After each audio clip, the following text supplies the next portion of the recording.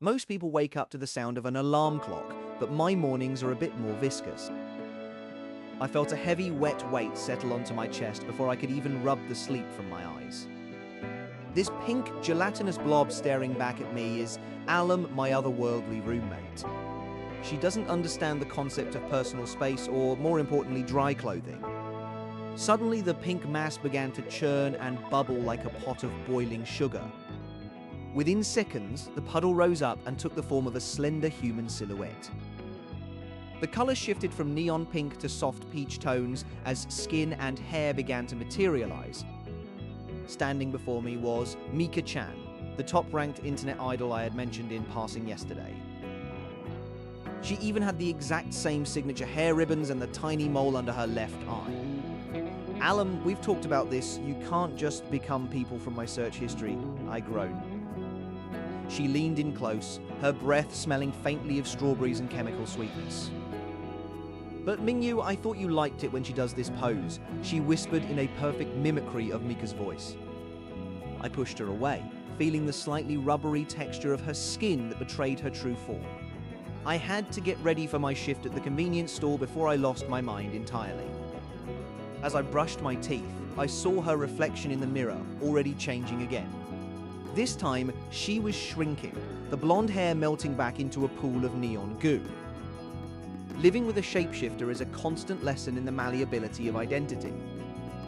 Alum claimed she arrived in this world the same day I did, though her memories are a bit slippery. She insists that her primary goal is to make me happy, which she defines as visual stimulation. Last week, she tried to greet me as the female lead from a popular romance anime I'd watched. The problem is that she hasn't quite mastered the physics of human clothing yet. So she just mimics the look of fabric using her own viscous body material. If you look too closely, you can see the hem of her skirt dripping onto the floor.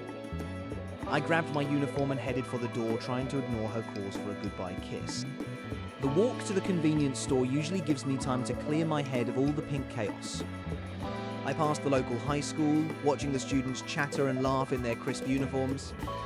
It reminded me of a world that felt solid and real, unlike the one I was currently living in. I arrived at the store, the familiar chime of the entrance bell ringing in my ears. "Morning, Mr. Kamiya," I said as I headed toward the back room to clock in. She looked up from the register, her expression as calm and composed as always. Miss Takamiya was the complete opposite of Alum. She was quiet, reserved, and very, very human. Yet sometimes I caught her staring at me with an intensity that felt oddly familiar. The morning rush began and I lost myself in the rhythm of scanning barcodes and bagging groceries. Around noon, a strange sensation crawled up my spine like a cold drop of water falling down my back. I turned around, expecting to see Alan playing a prank, but the aisle was empty. On the floor, right where I had felt the sensation, was a single small puddle of pink liquid. I quickly wiped it away with my shoe, hoping no one else had noticed the anomaly. Alan was supposed to stay at the apartment. She promised she wouldn't follow me to work. I looked toward the front counter to see if Takamiya had seen anything, but she was gone. The front doors were still shut, and the bell hadn't chimed to signal her departure. I heard a soft, wet, squelching sound coming from the staff-only break room. My heart hammered against my ribs as I slowly reached for the doorknob. If Alan was here, she was breaking the one rule that kept my two lives separate. I pushed the door open to find the room in total disarray, with clothes scattered everywhere. In the center of the room, a figure was standing with its back to me, its body pulsing with a pink light. "Alum, is that you?" I called out, my voice cracking with fear. The figure turned around, and my blood ran cold at the face I saw. It wasn't the idol Mika-chan, but a perfect, melting replica of Mr. Kamiya. She didn't speak, but she smiled a wide, impossible smile that stretched across her liquefying face. As the real Mr. Kamiya's voice called my name from the store floor, the creature in front of me began to reach for my throat. I froze as the creature's fingers brushed against my neck, its skin feeling like cold, wet silk. The voice of the real Mr. Kamiya echoed from the front of the shop, shattering the terrifying silence.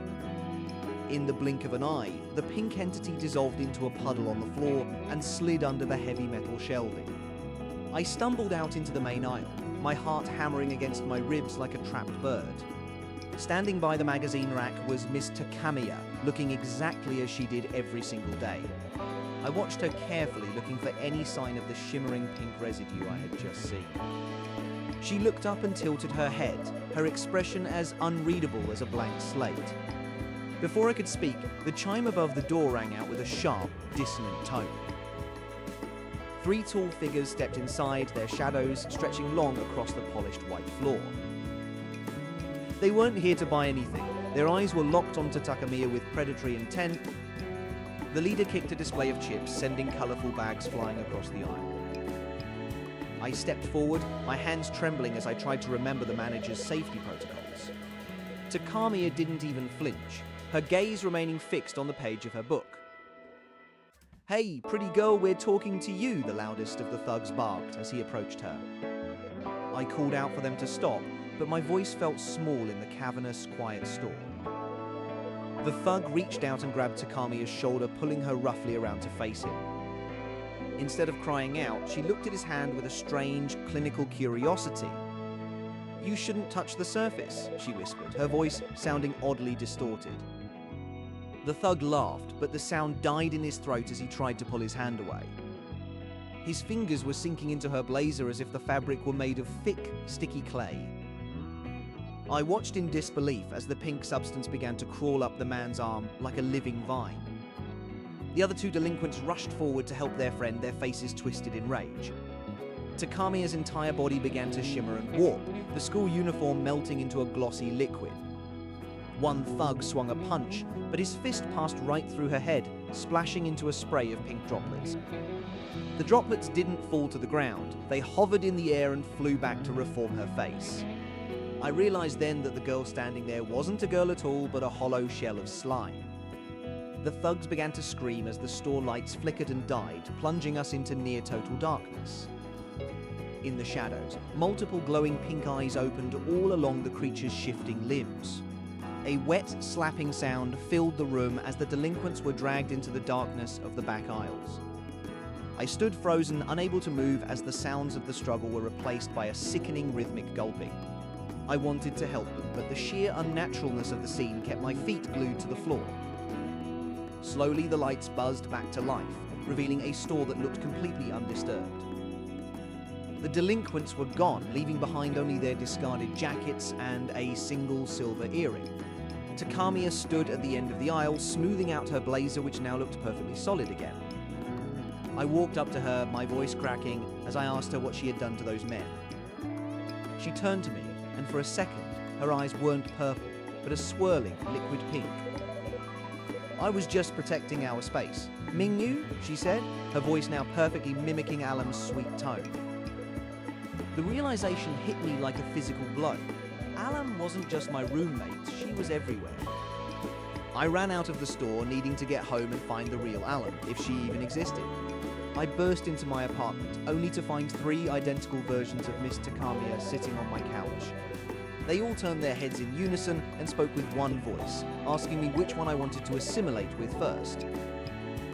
I backed away until my spine hit the cold glass of the refrigerator case as the clones spoke in perfect chilling unison. Their voices didn't sound like separate people, but rather like a single recording being played back through multiple speakers. Suddenly, the middle clone's face began to soften and melt, the pale skin turning into a thick, bubbling pink liquid. From the puddle of goo, Alam's original voice emerged, sounding both sweet and incredibly dangerous. She explained that assimilation wasn't just a simple transformation, but a total consumption of a person's biological data. I asked her where the real Miss Takamiya was, but the silence that followed felt heavier than any scream. Alam tilted her head and told me that Takamiya was now a part of her, living forever within her pink mass. The realization that my roommate was a predator who erased lives just to please me made my stomach churn. I screamed at her to bring them back, to stop this madness and return to being just a simple slime. Alam's expression shifted into one of genuine heartbreak, her gelatinous eyes welling up with translucent tears. She whispered that she only wanted to be loved, and she thought taking these forms was the only way I would look at her. I looked at the hand, a grotesque yet beautiful reminder of the being I had shared my home with for months. The store grew quiet as the other clones dissolved back into a single massive pool of pink matter. I knew that I couldn't go back to the way things were, not after seeing the cost of her devotion. I stepped forward and placed my hand directly into the center of her gooey, warm form. She shivered at my touch, the ripples of her body matching the frantic beating of my own heart. I told her that I didn't need 1,000 faces to love her, I only needed the one that was truly hers. Alan began to shrink, shedding the stolen appearances like a snake sheds its skin. She returned to her smallest, purest form, a tiny pink puddle that fit perfectly in the palm of my hand. But the memories of the people she had taken remained, a ghostly weight that would never truly leave us. I walked to the store exit, leaving the flickering lights and the shattered remains of my normal life behind. Outside, the morning air was crisp, carrying the scent of rain and the promise of a long journey. Alan bubbled softly in my pocket, her presence a constant, comforting warmth against my side. We would find a way to make amends for the lives lost, even if it took us the rest of our days. I thought of Takamiya one last time, hoping that her essence was at peace within the being I carried. A small pink tentacle poked out of my pocket and wrapped around my thumb in a silent promise. Living with a monster wasn't what I expected when I was a Seikid, but then again, nothing in this world was. The city began to wake up, people heading to work unaware of the cosmic horror that had just occurred in a 24-hour shop.